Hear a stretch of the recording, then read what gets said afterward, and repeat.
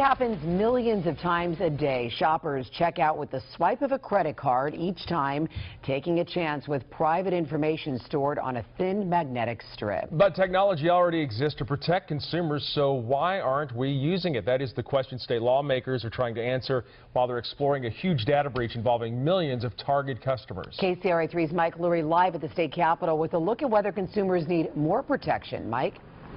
That's right, Kelly. You know, lawmakers here at the Capitol want to know just how safe is your personal information. The retailers who have the information and the answers, they didn't have much to say today. In fact, they weren't here at all.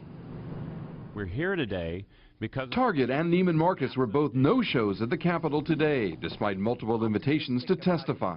very disappointed that they've chosen not to be here. Obviously, a huge number of people have been affected by their data breach. At least 70 million Target customers nationwide allegedly had their personal information stolen from the magnetic strip on their debit or credit cards, including Claudette Souza. Someone captured her Target account number last December to steal more than $300 from her checking account.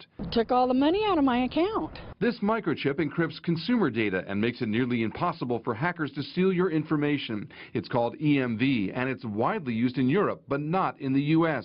Very high levels of fraud drove the earlier adoption of EMV technology, and that historically was not the case in the U.S. market. Consumer groups are upset, blaming Target's privacy breach on this. Money.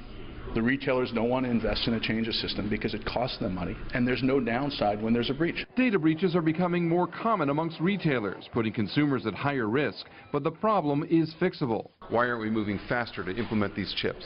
Well, I think, there's a cost associated with that. If you go to all the different retailers in every single store, you see the technology for the mag strip. You then have to upgrade those to either replace those. Putting microchips in credit cards would cost billions for retailers and the banks. But credit card companies have already pledged to roll out the new technology by October 2015.